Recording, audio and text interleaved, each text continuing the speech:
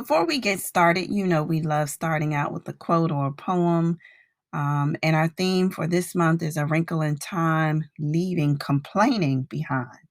And so I found this quote, or really it's a poem called Stop Complaining.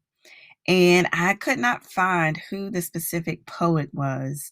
It just said the most valuable poet from hashtag No Filter Scholarship Slam in May 2015. And here it goes. This thing is powerful. The winding goes way back in the days of Exodus, where Hebrews were enslaved by Pharaoh, whose language of freedom was absent like a person. Wandering aimlessly, God saved you, and you complain.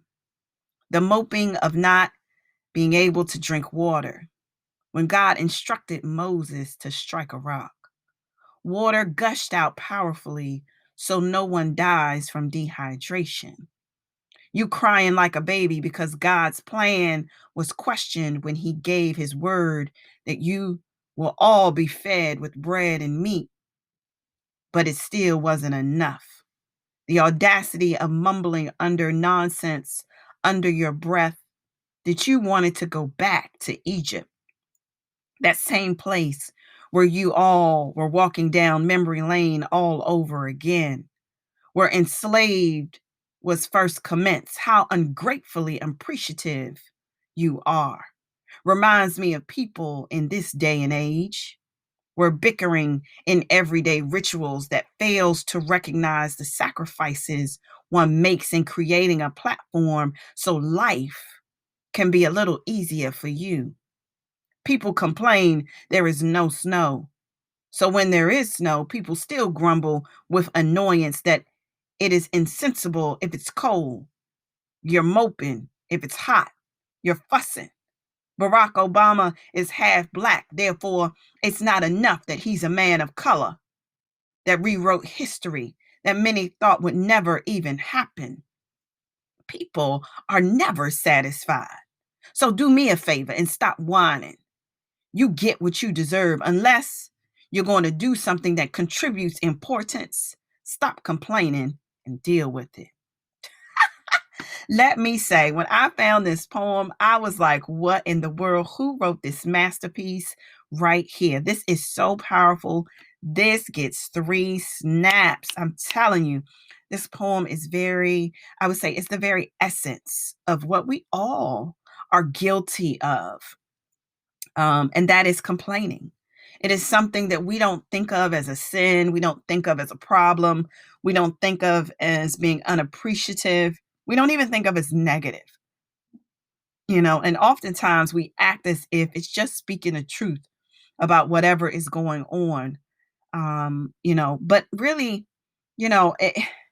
complaining is really a broken record that never ends if it's not checked.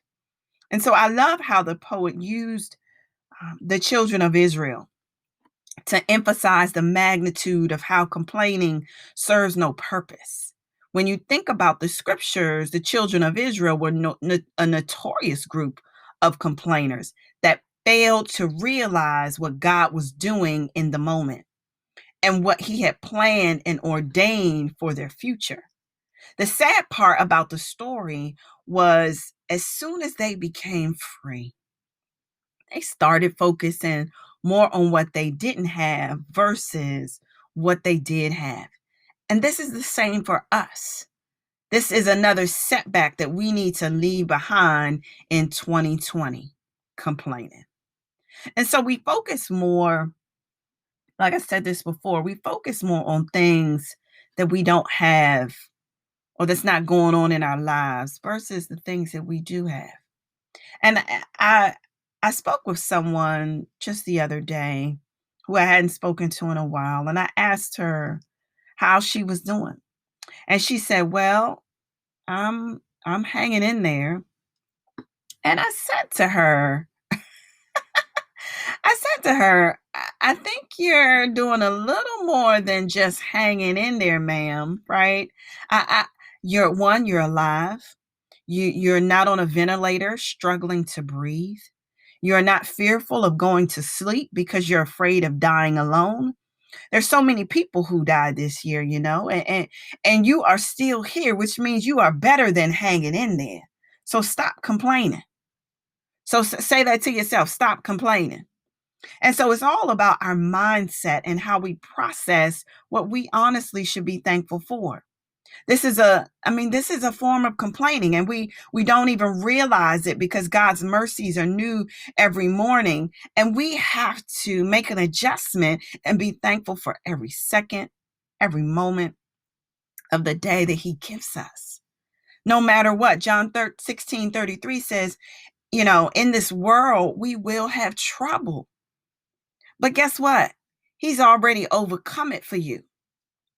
And so he's basically saying, guess what? Life will never be perfect. There will be storms, there will be tribulation, there will be trouble. But God never intended or created life to be perfect. But he wants us to realize that through life or through this journey, we can overcome. Guess what? Because he has already overcome. And so, again, it's not about a perfect life, but a perfect God. Amen. And so let me ask you this question today. What are you going to stop complaining about and leave it behind in this year? I believe it's easy to say that we're not complainers. But honestly, if your conversation is more about what you don't have, what didn't work, what's missing from your life, what someone else did, what you can't see happening in your life, what opportunity didn't happen for you, then you, my friend, complain a little bit more than you think. The funniest part is that if there is no one else around to tell you, then you may think you just keeping it real. But it's really complaining. It's really you making excuses to justify those things that you don't have, or I would say the things that are not working in your life. And so I want to charge you. I want you to do an activity for me. And when I ask you to do activities, you don't have to do them in the moment. You definitely can do them later. But the activity I want you to do is I want you to do some inventory and think about during the course of this week, how many times do you complain? And write it down. And guess what? Even if you think it, you may not speak it, but even if you think it, I want you to write it down. How many times do you talk about things? How many times do you put things in the atmosphere that you don't have going on in your life?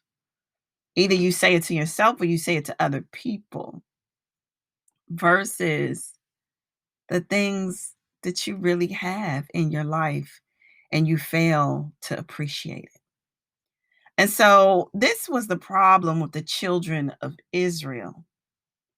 They complained about so much of what they didn't have in their life, but it was only for a moment in time. I think one thing God shared with me a few moments ago is that a delay is never a denial. But the children of Israel got caught up in the delay.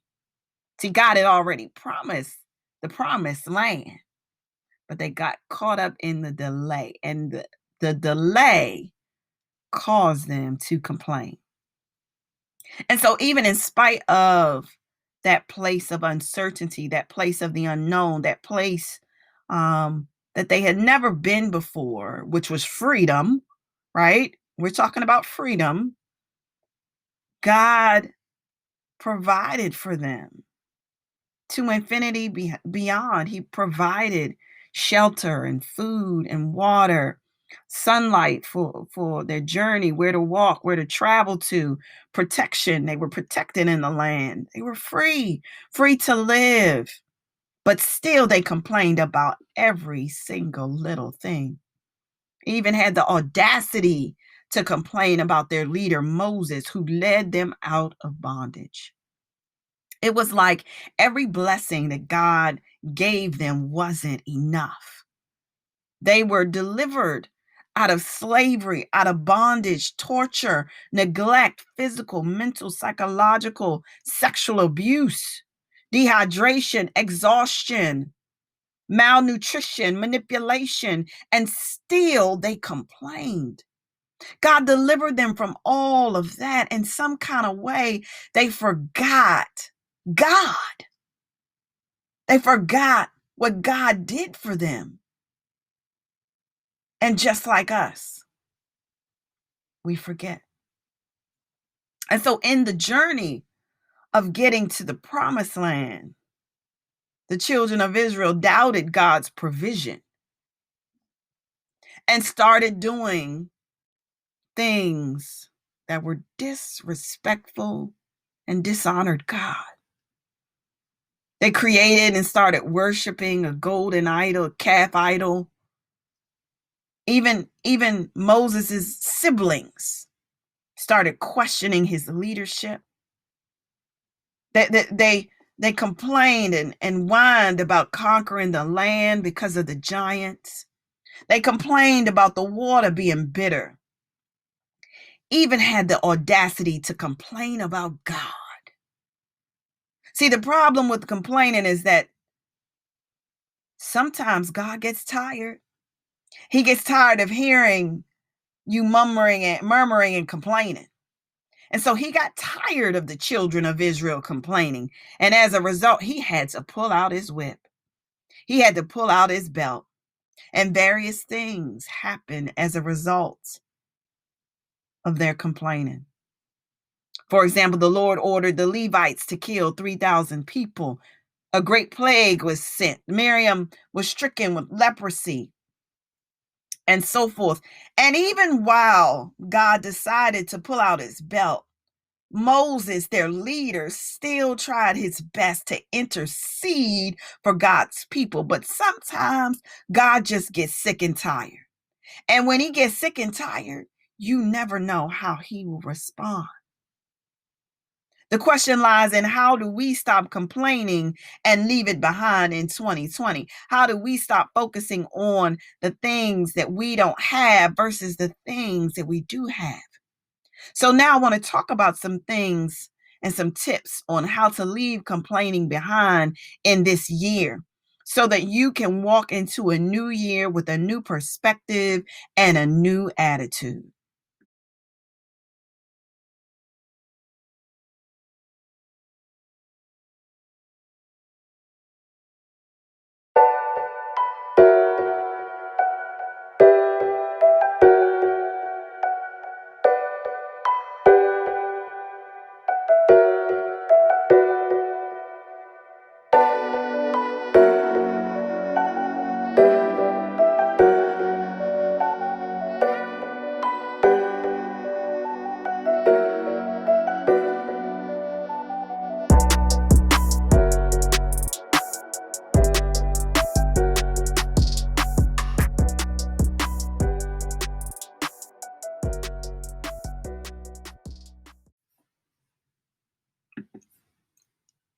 So, here are a few strategies and tips to help us to stop complaining. So, first things first, we need to be thankful in whatever moment or season we are in our lives. We need to realize that, it is not about what is missing from our lives, but just being thankful for being alive and in the present. We forget that being alive is a present. And we need to realize how to appreciate what we have in the present. It is definitely time to have what I would say a spirit of thanksgiving every day, not just when things are going our way, not just during the Thanksgiving holiday, or not just when we're feeling our best. No, we need to have a spirit of thanksgiving, because when you shift your mindset of the things you're thankful for, then your focus, right? And perspective changes on what really is important in the moment. And so, what is important in the moment for you right now? And I truly believe 2020, right now, life is important because of this pandemic, because we have realized this year how fragile life really is. So prayerfully, that is something you wake up every morning and realize to be thankful to just be alive. I want you to think about how many people laid in that hospital bed, laid in that ICU unit, not knowing if they would ever see their loved ones again, not knowing if they would ever wake up to see the sunlight again, not knowing if they will ever be able to hug their children or their spouse again. And so life is fragile. And when you think about what those people went through, especially the people who transitioned and didn't make it, you will be thankful. You will be appreciative of the life that you have. And I love the song by Marvin Sapp, "Never Would Have Made It." Amen. And we never would have made it without him, especially getting to the end of this year. Number 2, think about how life comes in seasons. We've actually talked about seasons earlier this year. And when there are seasons in our life, that doesn't necessarily mean that the season that you're going through, that's a permanent state. Oftentimes we think of storms and we think of troubles and trials. We think of them as permanent. But really, we need to shift our focus and think of them as seasons. And so the children of Israel didn't realize that the journey wasn't permanent. God had, remember, I talked about it, it was only a delay. God had a promised land prepared for them if they only believed. See, the promised land was their land anyway. God had already ordained it. He had already promised it, but they struggled. They struggled with their faith and sadly looked more within themselves instead of believing in the one who delivered them from the beginning. See, oftentimes when we are in our worst storms, we fail to realize that there's always another side. There's always a brighter side. There's always a promised land. But just like the disciples, when they were in the storm, they looked within themselves and panicked. The storm was only a season, only a wrinkle in time, is what I love to call it, right? But if they waited it out, if they put their faith and trust in Jesus, who was on the boat with them, sleep knocked out. I talked about this before. Jesus was knocked out sleep in a storm. And so if I'm on the boat with Jesus and he okay, he not worried or concerned, then I need to shift my focus. I need to shift my faith. And so what disciples didn't realize was the storm was helping them get to the other side. And so I remember my pastor just, I believe it was last week, he said something that was so profound. He said, sometimes you have to endure the storm first to get to the other side. So sometimes we have to go through some things in order to get to the promised land. Amen. But unfortunately, we complain in the storm, just like the children of Israel. But God is saying, just as the seasons change, I need you to trust and believe that you will get to the other side. Third, you must remember that this is all about your mindset. Mindset, mindset, mindset. You are the only one with the ability to switch on and the only one who can filter your situation based on faith over fear. You're the only one who can filter your situation and see faith over fear. It's only you. You are the only one who has the power to do it. Oftentimes we think we can't control our thoughts, but that's just the enemy. The enemy is tricking you in that way, but we can. You can. You have the ability to control your thoughts. You know how I know you have the ability to control your thoughts? And this is how you know. So when something is troubling you, you're thinking about it all the time, all the time, all the time. But if there is any time during that time that something gives you joy, that something excites you, that something makes you happy or something that makes you laugh, Your mind shifts. Why does your mind shift? That doesn't stop the situation from going away, but your mind shifts to that new thing that's bringing you joy. So that's how I know that you have the power to do it. So why do we allow a situation to block us so much from believing in what God can do? And as a result, we complain about it the whole way until we see a change. Why does a situation have to get better before your mind shifts? It it can shift before. It can shift beforehand. And this is setting your mindset of faith over fear. I was listening to Joel Osteen the other day, and he said something that really struck me, and I never thought about it before. He said, faith and fear have something in common. I'm like, what does faith and fear have in common? But see, faith and fear require you to believe in something you cannot see. But it is your mindset that determines which one are you going to believe. It is taking your mind to a place where you believe beyond what you physically see, but it is based on what you spiritually see in the supernatural. So it is time to think more in a supernatural dimension and process everything from a perspective that God has got you in your situation. Amen. And lastly, it is time to accept some responsibility for the complaining. Repeat after me. I'm going to accept some responsibility for my complaining. And so it's time to take action on ways to solve the problem versus complaining about the problem. And so we need to stop talking about it and be about it. Right? I know it's cliche, but it's so true. It's so easy to get into a habit of talking about problems, talking about issues, but never taking the time to solve the issue or to even offer solutions.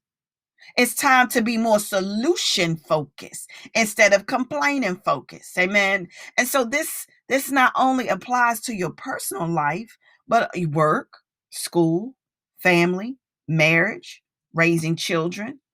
It applies more than you even know.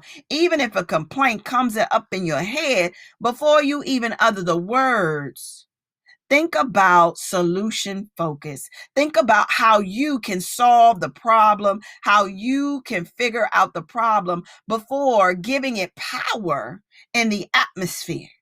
Because remember, life and death are in the power of the tongue. And so you can give that thing power. And so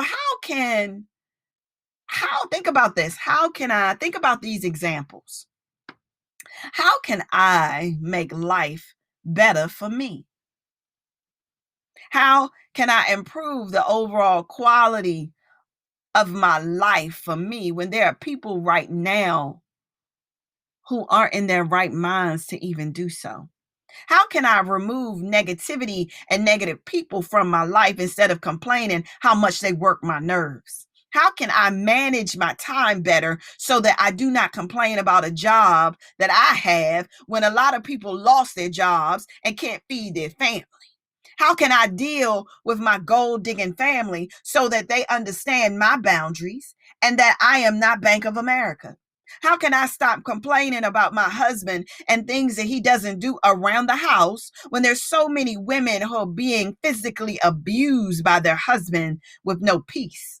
How can I stop complaining about my small house or apartment when there are people who were evicted just this year and have no place to live? How can I stop complaining about helping my children with all of their homework when there are women in the world who don't have children and couldn't have children?